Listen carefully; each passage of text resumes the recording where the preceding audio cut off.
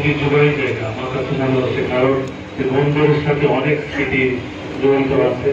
আমি আজকে এই বন্দর পুলিশ ফাঁড়ির পুনর্নির্মাণের শুভ উদ্বোধন অনুষ্ঠানে আজকে এখানে আগত আমাদের সকল রাজনৈতিক নেতৃবৃন্দ, ব্যবসায়ী নেতৃবৃন্দ সহ সাংবাদিক সহ এখানে উপস্থিত আমাদের পুলিশের সকল পর্যায়ের প্রিয় সহকর্মীবৃন্দ, আমরা এখানে যেহেতু আগেই বলেছি এখানে ঘটনা এবং অঘটনা অনেক কিছু সাক্ষী বন্দর বাজার পুলিশ ফাঁড়ি। তো এটাই অত্যন্ত গুরুত্বপূর্ণ ফাঁড়ি। এই যতগুলো ফাঁড়ি আছে আমার কাছে মনে হয় এই ফাঁড়িটা থানার থেকে কোনো অংশে কম নয়, কারণ এখানে এটা আছে একটা ব্যবসায়িক এলাকা, পুরোটাই ব্যবসায়িক এলাকা। তো সেই ক্ষেত্রে একটা ব্যবসার জন্য উপযুক্ত পরিবেশ তৈরি করার জন্য এই ফাঁড়ির গুরুত্ব অপরিসীম। বাংলাদেশ পুলিশ এদেশের পুলিশ, আমরা বলছি বাংলাদেশ পুলিশ। আমরা তো আসলে কোনো দলের পুলিশ না, আমরা তো এই দেশের পুলিশ। আপনাদের কোনো ভাই হয়তো কোনো জায়গায় পুলিশ হিসাবে আছে, আমরা অন্য এলাকার আমাদের ভাই, সকলেই তো আমাদের পুলিশ না, আমার ভাই আর একজন সাধারণ নাগরিক। তো সকলেই বাহিনীতে কাজ করার সুযোগ পায় না। এটা আল্লাহ পাকের অশেষ রহমত যে আল্লাহ পাক আমাদেরকে এরকম একটা ভালো কাজ করার জন্য একটা সুযোগ তৈরি করে দিয়েছেন, রাষ্ট্রীয়ভাবে আমরা দায়িত্বপ্রাপ্ত। সেই ক্ষেত্রে আমাদের দায়বদ্ধতা অবশ্যই অনেক অনেক বেশি। আমি আজকে যারা উপস্থিত আছেন, আমি আসলে আপনাদের কথাগুলো শুনলাম, আপনাদের সকলকে আসলে আন্তরিকভাবে আসার জন্য ধন্যবাদ অবশ্যই। এবং আপনারা যে পুলিশকে ভালোবাসেন, এই দেশকে ভালোবাসেন, এটা আমি আজকে থেকে 1 বছর আমার ঠিক 5 তারিখে এসেছিলাম, 5 সেপ্টেম্বর এসেছিলাম, 4 সেপ্টেম্বর অনুষ্ঠিত করলে আজকে ঠিক এক বছর পূর্তি আমার। তো সেই হিসাবে এই দিনটা আমার জন্য একটা ভালো লাগে। তো আপনাদের সাথে একটা বছর মানে থাকলাম, আমার কাছে মনে হচ্ছে জনগণ আসলে পুলিশকে ভালোবাসে। জনগণ শুধু আমাদের কোনো কার্যকলাপের কারণেই জনগণের সাথে আমাদের দূরত্ব তৈরি হয়। এটা বিগত দিনে এটি কেন হয়েছে, কি কারণ হয়েছে, আপনারা কিছু কিছু বিশ্লেষণ করেছেন।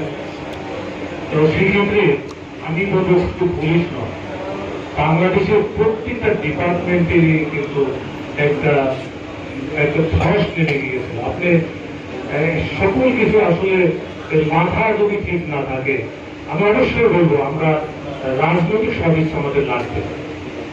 রাজনীতিবিদকে কিন্তু দেশ পরিচালনা করে। আমি বলবো হ্যাঁ, ওনারা বলছেন আপনারা শুনলেন কেন, প্রশ্ন আছে। কিন্তু দিন শেষে কিন্তু ক্ষমতার মূল চাবিকাঠি আমি বলবো অবশ্যই জনগণ, এবং জনগণ তাদেরকে নির্বাচিত করেন, সেই রাজনীতিবিদরা কিন্তু দেশ পরিচালনা করে।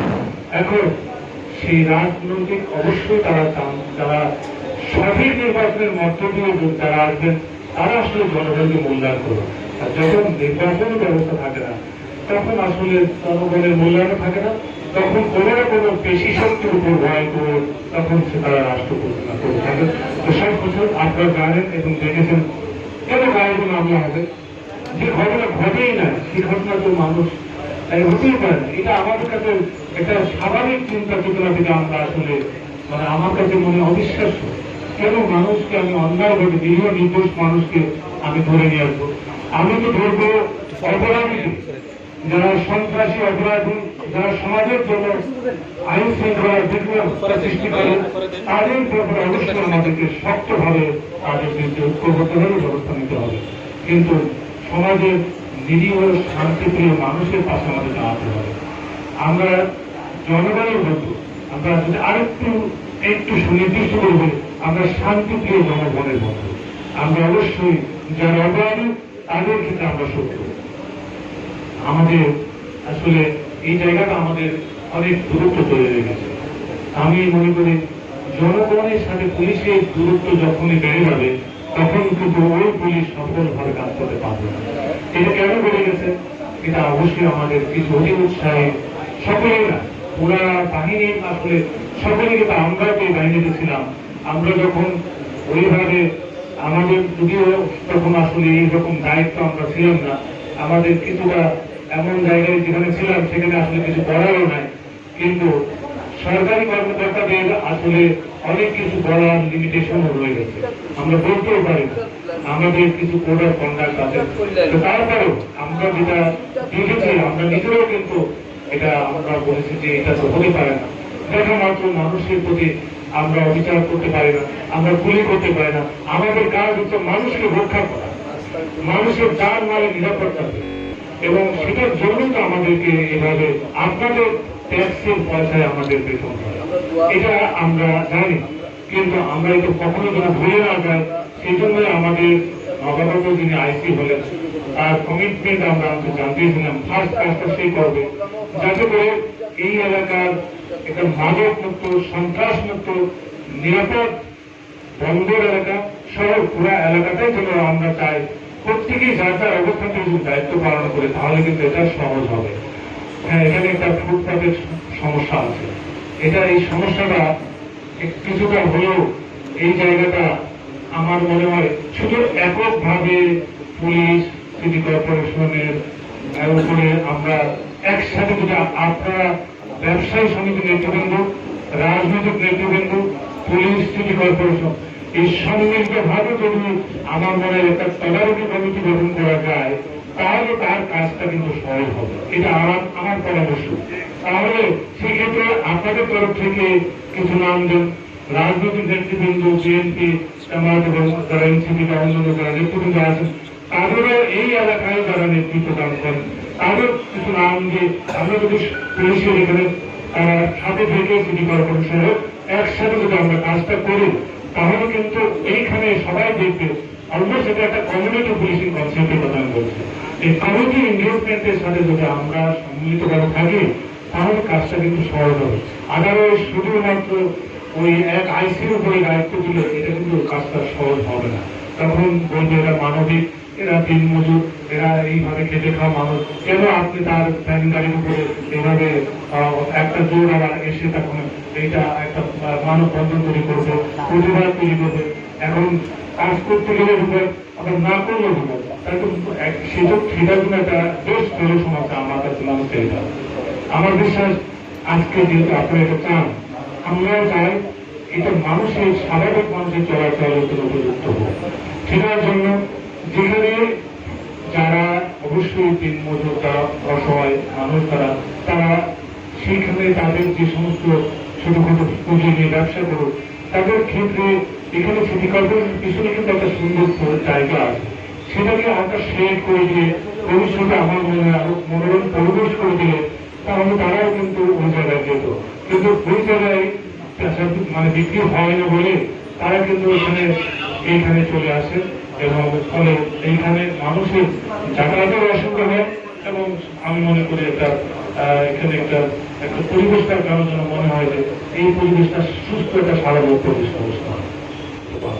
সেই জন্য প্রত্যেকেরই কিন্তু দায়িত্ব আছে, একদম বাহিনী বা আমরা রাষ্ট্রের যারা রাষ্ট্রীয়ভাবে দায়িত্ব, আমাদের দায়িত্ব আছে, জনগণেরও দায়িত্ব আছে, এবং যারা সাংবাদিকবৃন্দ আছেন, রাজনৈতিক নেতৃবৃন্দ আছেন, যারা নেতৃত্ব দিচ্ছেন, প্রত্যেকেই যদি আমরা আমাদের জায়গা থেকে অবশ্যই চাই এই এলাকা যেন শান্তি শৃঙ্খলা বিরাজ করে, আমাদের ভবিষ্যৎ প্রজন্ম যেন সুন্দরভাবে এখানে তাদের স্বাভাবিকভাবে বেড়ে উঠতে পারে, সেটার জন্য অবশ্যই আমরা চাই। এবং সেটার জন্য কোটি কয়েক দুষ্কৃতিকারী আমার দেশের আমি মনে করি অনেক জায়গায় আমরা চাকরি করছি, কোটি কয়েক লোক আসলে দুষ্কৃতিকারী, খুব যে বেশি তা না। এই ছিনতাইকারী ধরেন মাদকাসক্তের কারণে অনেকগুলো ঘটনা ঘটছে, আপনাদের এখানে আমরা দেখতাম যে অনেক ছিনতাইয়ের ঘটনা ঘটতো। এটার পিছনে দেখা গেল, খোঁজ নিয়ে দেখা যাবে যে তারা আসলে বিভিন্নভাবে মাদকের সাথে জড়িত, এই জোয়ার সাথে জড়িত, এবং এগুলা যখনই টাকার কাছে থাকে না তখন তারা এইভাবে রাস্তায় এসে ছিনতাই করে। আমরা চাই এই মানুষগুলা যাতে এই যেটা বললেন আমাদের আইসি, যে এখানে যদি মানবীয় ক্ষেত্রে আমরা একেবারে শক্তভাবে যে যেখানে আছি আপনারা মেহরবানি এই তথ্যগুলো দিয়ে দেবেন। এবং আমি মনে করি এটা চারিপাশে আমরা যখন কথা বলি, এখন থেকে পুলিশের ওপেন হাউস ডে, আমরা সাহায্য থানায় আমরা করেছিলাম, এবং এখানেও প্রোগ্রাম আছে।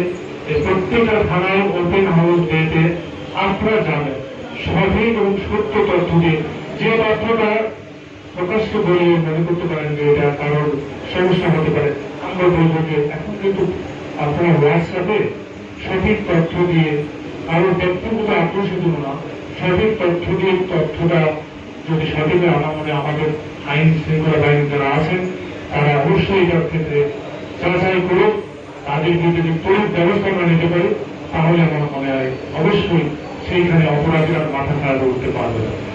এই ক্ষেত্রে ওপেন হাউস দিতে আপনারা যাবেন, কথা বলবেন এবং খোলামেলা মন নিয়ে কথা বললে আমার মনে হয় অনেক কিছু আমরা শেয়ার করতে পারবো এবং এটা খুবই দরকার জনগণের সাথে আমাদের। আমরা একে অপরের এক জায়গায় আপনারা আছেন, আমরা আরেক জায়গায় আছি, তো কিন্তু আমরা কিন্তু একসাথে যদি যৌথভাবে কাজ করি তাহলে কিন্তু কাজটা অনেক সহজ হবে এবং এলাকার যে আজকে যে পিছনের দিনে যে আমাদের যে দুঃখ দুর্দশা ছিল, যে অত্যাচার নির্যাতন ছিল, সেটা আমার মনে প্রত্যেকেও সাহস পাবে। সকলে চোখ সজাগ রাখতে হবে এবং কোন ষড়যন্ত্রকারী সে যে হোক না কেন মিথ্যা মামলা দিয়ে কেউ যদি হয়রানিও করতে চায়, আমরা এখন যে নতুন যে আইন হয়েছে মিথ্যা আইনের ভিতর দিয়ে কেউ আয়োজন নেওয়ার চেষ্টা করুক, সেক্ষেত্রে পুলিশ কমিশনার এবং পুলিশ সুপারকে একটা এই নতুন আইনের বিশেষ ক্ষমতা দেওয়া হয়েছে। আমরা সেই ক্ষমতারও কিন্তু প্রয়োগ করেছি। বেশ কিছুদিন আগে আপনারা দেখেছেন যেখানে অনেকগুলা ইঞ্জিনিয়ারদেরকে এখানে তারা দায়িত্ব পালন করছে, প্রায় 15-16 জন ইঞ্জিনিয়ারকে সব বৈষম্য বিরোধী তারাও যেন সবাই ফ্যাসিস্টের দোষর হিসাবে কাজ করেছে, এইভাবে অযথা অন্যায়ভাবে হ্যারাসমেন্ট করার চেষ্টা করা হয়েছে। আমরা তাদেরকে তাদের অব্যাহতি দিয়েছি এবং এটা আদালতে রিপোর্ট দাখিল করা হয়েছে। এইভাবে আমরা যদি অন্যায়কারীর বিরুদ্ধে আপনারা আমরা মিলে সজাগ থাকি এবং ন্যায়ের পক্ষে আমাদের থাকতেই হবে এবং ন্যায়ের যেটা সুশাসনের জন্য আমাদেরকে একসাথে কাজ করলে আমার বিশ্বাস আগামী দিনে আমরা একটি সুন্দর নতুন বাংলাদেশ যে স্বপ্ন নিয়ে একটা সুযোগ সৃষ্টি হয়েছে সেটি আসলে আমাদের জন্য একটা বিরাট বিশাল সুযোগ। এই সুযোগটা আমরা যেন কোনোভাবে হাতছাড়া না হয় সেজন্য আমাদের সবাই সজাগ থাকি এবং আপনারা আমি বলবো যে আজকে আমারও একটু 1 বছর পূর্তির পাশাপাশি যাওয়ারও সময় হয়ে গেছে। এখন যেহেতু প্রজন্ম কিছুতে আমার তো যেতেই হবে, তবে ছেলেদের প্রতি আমার স্পেশাল নজর থাকবে, ভালোবাসা থাকবে, কৃতজ্ঞতা থাকবে, কিন্তু এখানে আমি অনেক কিছু আপনাদের ভালোবাসা যেমন পেয়েছি, সম্মান পেয়েছি এবং আল্লাহ পাক আমাকে আরো মর্যাদার জায়গায় নিয়ে গেছেন, সেইখান থেকেও যদি খেদমত করার সুযোগ পাই সেই ক্ষেত্রে অবশ্যই আমার দৃষ্টি থাকবে এবং সিলেটে এদিকে আসলে আমি অবশ্যই প্রথমে সিলেটে না এসে এই কখনই আমি যাবো না। এবং আপনাদের কেউ আমার অফিসে যেখানে আমি আছি যে সিলেটের আমি সেদিনও বলেছি যদি কখনো আমি কোনো উপকারে আসি, ঢাকায় যদি কখনো মনে হয় যে আপনারা আমার অফিস তো বাড়ি ঘোরাতে এন্টি টেররিজমের প্রধান হিসাবে ওখানে দায়িত্ব পালন করবো, যদিও ওটার দায়িত্ব সারা বাংলাদেশে, তো সেক্ষেত্রে সিলেটের প্রতি আমি সিলেটের প্রতি ভালোবাসা থাকবে এবং আমি সবাই অনেক দেখেছে গরমের মধ্যে আপনারা অনেক আপনার মূল্যবান পরামর্শ দিয়েছেন। মূল কথা এখন আসলে আমরা বাস্তবায়ন দেখতে চাই। আমাদের আইসি সাহেব যেটা বলেছেন এটা যাতে করে আমি এই কথাটাই যেন বাস্তবায়ন হয় সেই আশাবাদ ব্যক্ত করে আপনাদের সকলকে আসার জন্য আবার ধন্যবাদ দিয়ে কৃতজ্ঞতা জানিয়ে আমি আমার বক্তব্য শেষ করছি। আপনারা ভালো থাকবেন, নিরাপদ থাকবেন।